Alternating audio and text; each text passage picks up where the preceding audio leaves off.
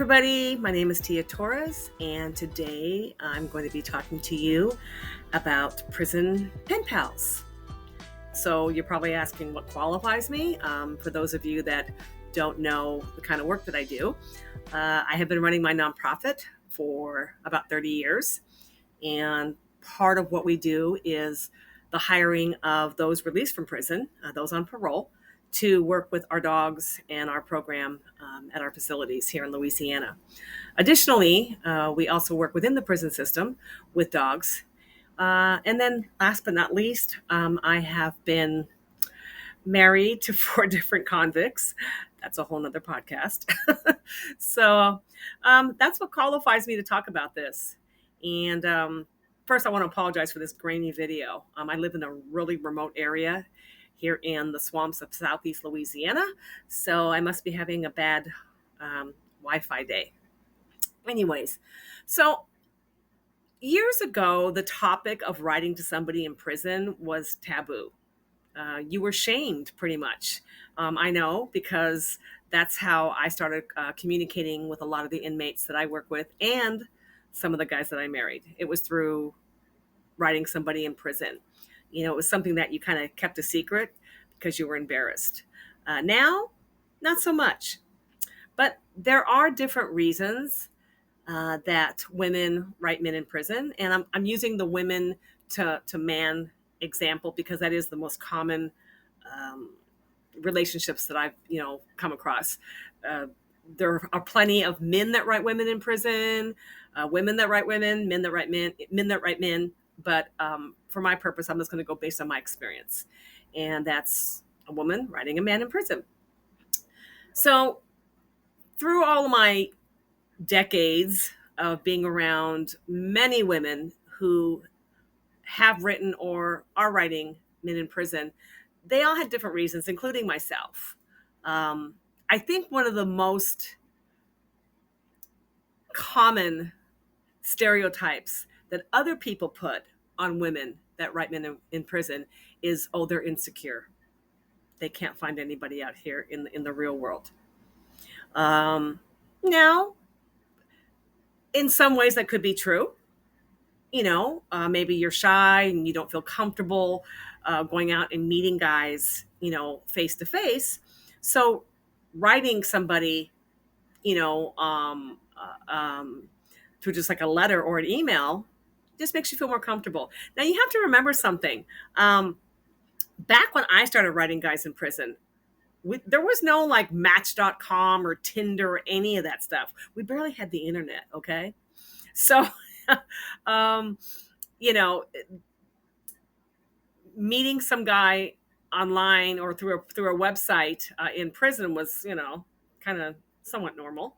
But I can understand why some women who are insecure in talking to guys, like let's say you go to a bar or a nightclub or, wherever, and it just makes you feel a little bit more comfortable doing it through letters. So then there's also the other reason, which is out of curiosity. That exciting danger of a bad boy. And I do meet a lot of women that's how it started. What's it like? And you can go on these websites and find these guys, and it's kind of like doing online shopping. You just keep going through the pictures and their profiles. So there are those type of women, and under that category, sometimes there are a subcategory of women who take it a little bit too far, and these are women that are obsessed with serial killers and that kind of stuff. I'm not going to talk about those kind of women right now because that's a whole nother thing. I'm talking about, just your average bad boy. Okay. A bank robber, maybe something like that. Okay. So that curiosity, that again, that the danger, how exciting it could be. There are women out there that want to offer legal help, which is reason number 3. And you'll see that a lot on these prison pen pal websites where a guy will write seeking legal help for my case. So that's a very, very common. I mean, look at Kim Kardashian. That's what she does. She helps a lot of inmates who need legal help because of her background in law. The other is, I think, a very common one, and that would be reason number 4. It's just friendship and companionship. That's how mine started, to be honest. I was just coming out of a 12-year relationship, and the last thing I wanted was to jump into another one. So just to kind of pass the nights by, and you're just like sitting there sad and listening to really sad country songs, which is what I was doing. I had Garth Brooks on replay, crying my eyes out. So how I found the prison pen pal world is a whole nother episode. I found it by accident, actually, because I didn't even know it existed. But writing to guys in prison just helped me get through a very sad, depressing time in my life. And again, it started off as pure friendship. And then the last reason, which would be reason number 5, is to find love. I mean, that's very common. And that's what mine ended up turning into eventually. So, there's nothing to be ashamed, over, especially now with prison reform, such a big thing. We not we, but they, society, looks at people in prison differently now. These men and women, a good majority of them are going to get out someday. So having someone to correspond with and pass the time, help them out, it's a good thing. You want these people to come out and not go back. You want them to come out here and succeed. So having somebody on the outside in the free world, as they call it, it's not as shameful as it was when I first started doing it. I watched quite a few YouTube videos this past week on this topic. And first of all, please don't call them prisoners. There was a lot of videos calling them prisoners. My opinion, it's just, you just don't call them that.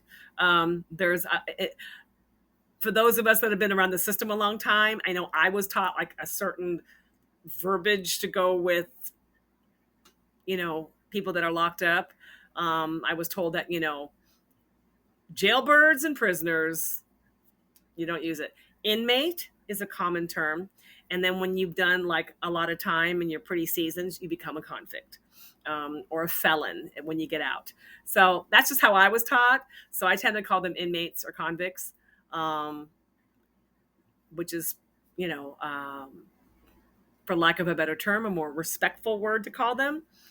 But anyways, some of these YouTube videos I was watching on these topics were just not accurate. And I think that just comes from lack of being around the system enough. There was one particular young girl that was putting out the wrong information, although she was, had good intentions. She was just putting out the wrong information. So I thought, you know what? Let me jump on here. I've been doing this a long time. We're talking 40 years. Oh my gosh, I just aged myself. Yeah, I've been doing this around 35, 40 years. So I kind of been around the block a few times. But yeah, so this particular episode, again, is just about reasons why women write guys in prison. And, it doesn't matter which category you are in. It's just nothing to be embarrassed about anymore. I am starting a new platform through Patreon called Convicts Anonymous.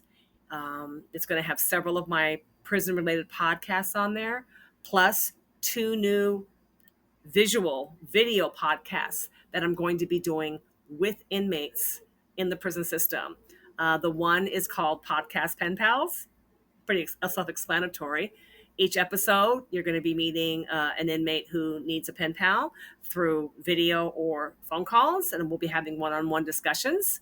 And then my actual Convicts Anonymous podcast will be the same thing, visual or audio, where myself and that particular inmate will basically go down like the 12 steps, like they do in AA, except with a little bit more of a convict twist, and just basically taking responsibility for their crime and talking about what they're going to do and work their way through the 12 steps to get through it and get out and hopefully become a successful and productive member of society.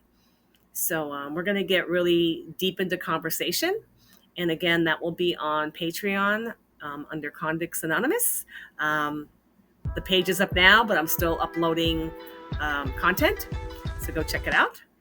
And we're going to end this episode and get on to the next topic. Thanks. Peace.